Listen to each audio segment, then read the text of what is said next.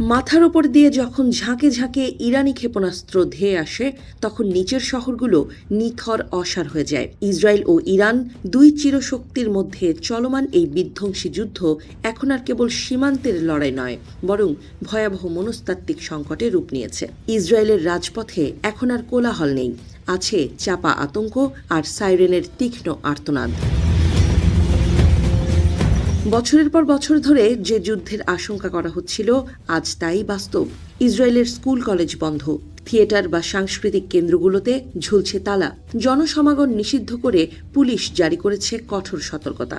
তেল আবিবের মতো ব্যস্ত শহর এখন যেন এক ভুতুড়ে নগরী, যেখানে প্রতিটি মানুষ প্রতি মুহূর্তে মৃত্যুর পরোয়ানা হাতে নিয়ে বেঁচে আছে।